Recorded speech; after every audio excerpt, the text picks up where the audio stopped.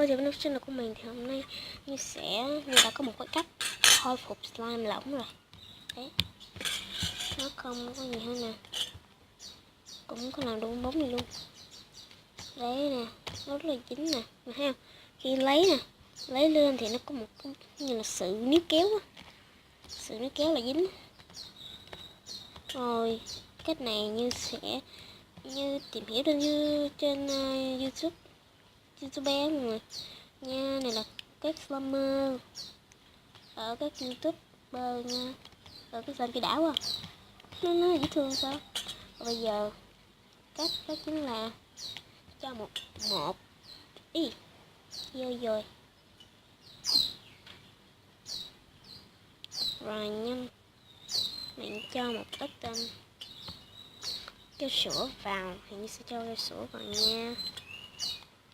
Mình bỏ vào cái tô trước rồi mình mới lấy cái cho sữa vào nha. Bỏ cũng được ít vừa thôi, đừng có nhiều quá. Nó vừa quá thì nó sẽ mất cái độ trong của slime trong nha. Rồi cho như đây, ok, cho như đây thôi. Slime lỏng bằng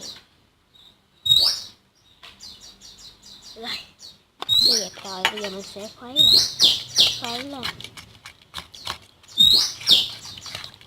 lên như không biết nữa, như làm đại để nó không có dòm, không có ra cái gì luôn ấy, mà nó dính thêm nữa, nó không có biết đứng luôn.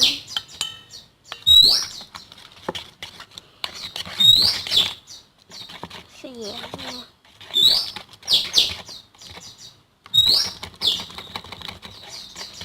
nó rất là dơ luôn. Và sau một hồi trộn khuấy cực trộn và nó cũng khá là hòa tan vậy đó, mạnh nó không có gì thành quả như là nó như là có chất vậy. Mình để bỏ thêm nó như là sắp đông lại mọi người. Đấy, sắp đông lại đó, nó thể như vậy đó, nhưng mà nó còn khá là nhiều. Rồi mình phải cho một ít activator vào, thử coi sẽ ra sao. Ít activator vào, biết thành slime không nữa. Không biết sẽ hết chính không đây, nhưng học có trên mạng.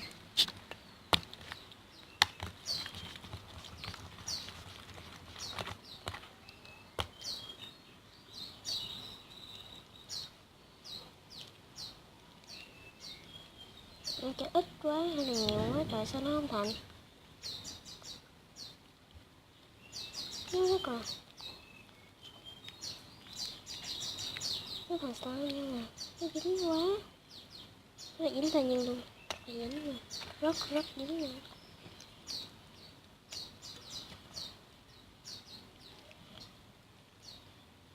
Nhưng không biết là có cách nào không nữa.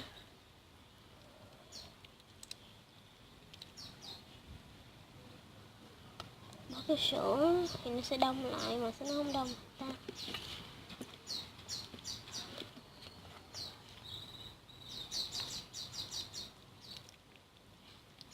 Thấy cũng dẻo lên luôn, dẻo lên rồi, khoảng vô cái tròn luôn.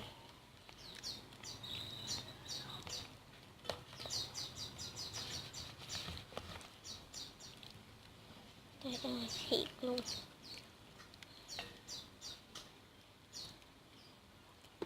Nó không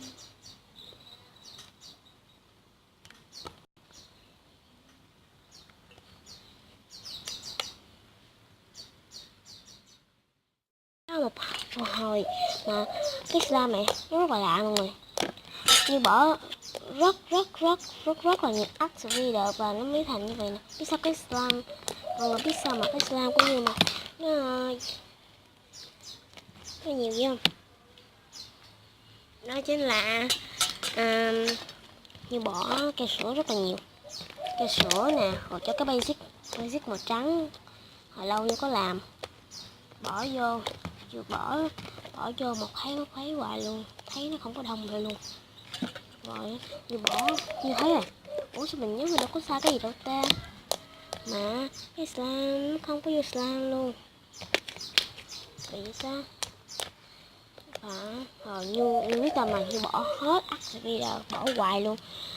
Và nó thành một cái slime rất là dễ thương nè. Tay nè, quần, rồi ơi, chân dính rất là nhiều luôn. Đấy, vì cái slime mình thấy á, hình như là nó bỏ cái sữa vô rất là nhiều. Nhưng có một cái slime trắng như vậy nè. Đấy, rất là dẻo. Trời ơi, rất là thích nó luôn.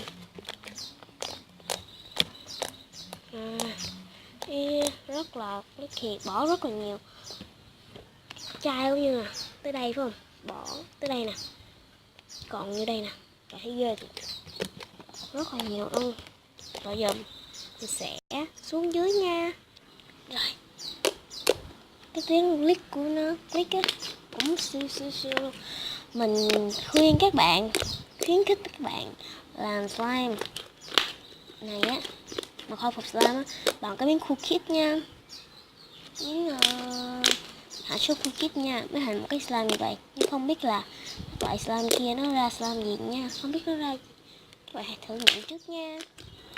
Coi như là thử nghiệm một cái slime, một cái miếng hạ sốt đầu tiên, và cũng là lần đầu tiên thành công luôn. Nó rất là lỏng nên không có xoắn hình kem được.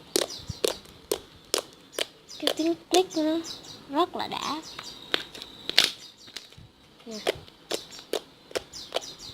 rất là đã luôn. Trời ơi như yêu quá, nó rất là tưng nè.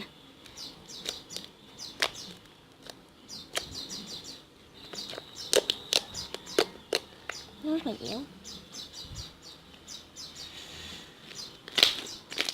nè, rất là tưng nè mọi người. Nó chảy rất là nhanh, tay Như cũng đã đỡ dính rồi. Đấy, cái slime đã thành công rồi, yeah, rất là vui luôn. Và cái slime nó rất là dẻo, rất là dẻo, rất là dẻo luôn. Trời ơi,